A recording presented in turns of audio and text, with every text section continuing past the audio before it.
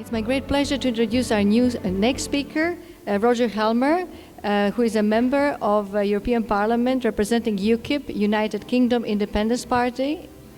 Roger Helmer is the president also of the Alliance for Direct Democracy in Europe. Roger has been an MEP for the East Midlands since 1999 and has lived in the region for 30 years. After graduating from Cambridge with a BA and an MA, Roger went on to hold various marketing and general management positions with major multinationals, working both in the UK and overseas. Along with representing his constituents, Roger is also the UKIP spokesman on energy and industry. He has led the debate in calling for Britain to have a rational energy policy, believing current green energy initiatives are making British business less competitive and costing jobs. He stood up with his whole party for the Brexit. Join me in welcoming Roger Helmer. Thank you.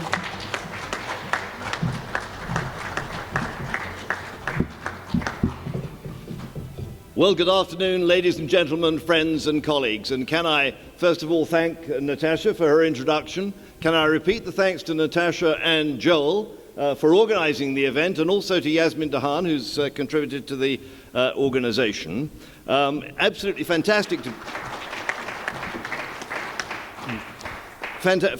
to be here, and I'm particularly grateful to Joel, who's told me that I can have 10 to 12 minutes. Now, for a member of the European Parliament, where we're lucky to get 90 seconds, I've got to tell you that 10 to 12 minutes is pretty generous.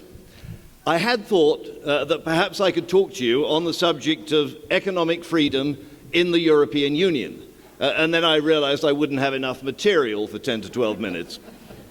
In fact, I think it might be a good idea if the European Union took a few lessons on economic freedom, perhaps from Israel. May I respond just briefly to one or two of the comments that David made, which I fully support. There is a danger, and I agree, that shared values can turn into a sort of cotton wool, and I think the experience of the European Union is exactly that, where there is this mushy consensus that takes us nowhere further forward. I also share your concern that much of the public and the commentariat has withdrawn its approval of the moral legitimacy of business. We all know that the banks are venal and immoral because didn't we have a financial crisis?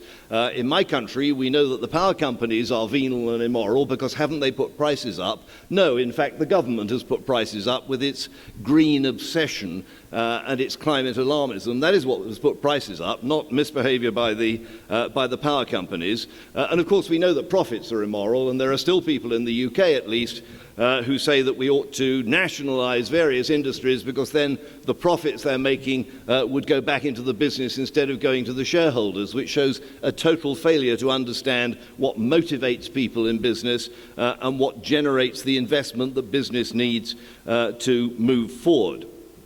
This, as many people have said to us, has been an historic year, 2016. Obviously, the Brexit vote was an enormous shock for the political establishment, not only in the UK, but also across Europe. The Trump victory was an enormous shock, I think, for the whole world, and a splendid event. We also had the amazing referendum result in Italy, which I think shows that dissatisfaction with the European model is not limited to the United Kingdom. But the attitude in Britain towards Brexit, I think very much is an attitude of welcoming economic freedom, because the one thing we do not have in the European Union, or one of the many things we don't have in the European Union, is economic freedom. Let me just touch briefly on the history. In the period from the end of the Second World War to the early 1970s, Britain underperformed economically, largely because of the enormous amount of investment and the enormous losses we had suffered during the Second World War. And we saw this powerhouse of Europe forging ahead next to us, and we thought the best thing we can do is hitch our wagon to this European star. We chose the wrong moment to do so. We joined the European Union in 1973, and almost immediately the position reversed. European growth started to flag, largely, in my view, as a result of increasing regulation and increasing integration. And suddenly, instead of being towed forward by a dynamic Europe, we found ourselves more and more being held back. Why was this the case? Well, one obvious reason, of course, is that the European Union is a customs union.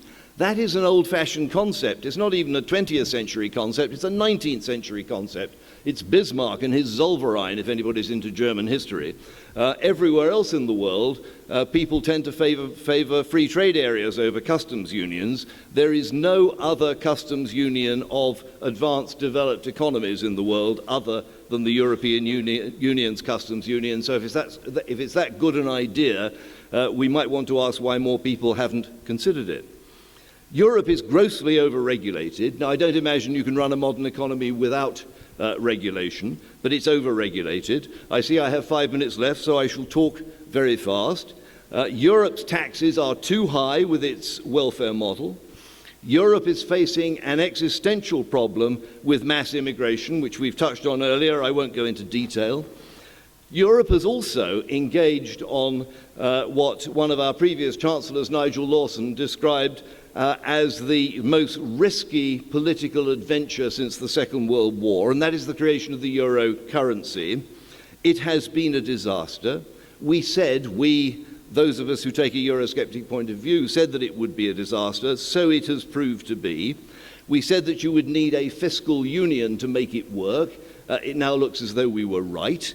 The only way it seems to work is Germany gives lots of money to Greece, and Greeks spend a lot of money importing Mercedeses from Germany.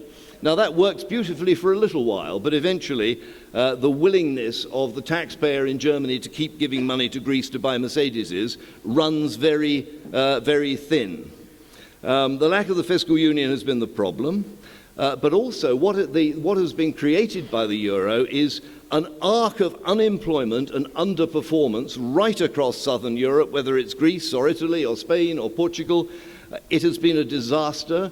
A whole generation of young people have been consigned to the scrap heap, with unemployment rates amongst young people up to 40 or 50%. That is a direct consequence of the euro. When we decided to leave the Brexit debate, we were told by everybody of any significance at all, we were told by the World Bank and the IMF and the Bank of England and our Prime Minister and our Chancellor and the employees' organisations and most of the trade unions, we were told it would be a disaster. If you vote for Brexit, the very next day the sky will fall, unemployment will rocket, consumer spending will collapse, mortgage rates will go up, the value of your house will drop, inward investment will dry up. I have to tell you that we voted for Brexit, and none of those things happened. In fact, the reverse. Unemployment is at very low levels, consumer spending is up, tourism spending is up considerably, inward investment is strong, large global companies are moving their headquarters to the UK, and we've seen a huge amount of interest from other countries in developing bilateral free trade deals with the UK, not least, of course, from America, which we welcome enormously, and President-elect Trump's comments on bilateral trade deals ring many bells with us in London. The only negative economic statistic, since Brexit has been a reduction in the value of sterling. Many economists say, in fact, that was overdue anyway and is a good thing. Central bankers around the world seem to be struggling to reduce the value of their currencies in order to promote their economies. We have actually achieved it, as it were, by accident. I'm not saying there are no worries with Brexit. Of course there are, particularly the effect on the City of London, the issues of passporting and clearing. I would have liked to talk about those in more detail, but I see my 2 minutes is just going up. And I must turn to the issue which is closest to my heart, which is energy, because I am the energy spokesman for UKIP. We believe that energy policies imposed by Brussels in the name of climate alarmism and doctrinaire greenery have been a disaster for Europe, a disaster for Britain. We have made our electricity supply hopelessly uncompetitive.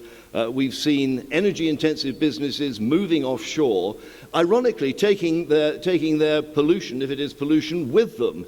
And in some of the jurisdictions where they've gone, actually there are lower standards and they are producing more CO2 emissions than they would have done if they stayed at home. So it's entirely a lose-lose situation.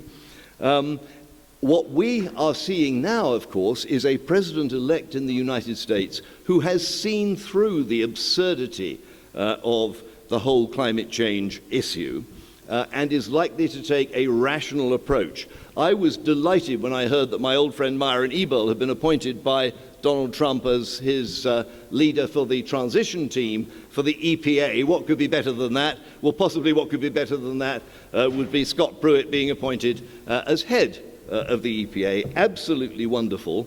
I am very, very hopeful that sanity will return to energy policy and climate policy with Donald Trump's election, and that will be good for Britain.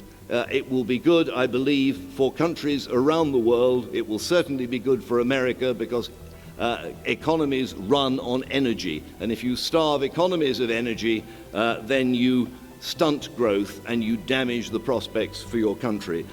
So on that note, and given the exigencies of time, I will not continue, but from a personal point of view, I am delighted by those policies which I believe Donald Trump is going to follow as president-elect with regard to energy issues. And if that is an example of extending economic freedom, I don't know what is. Thank you very much indeed.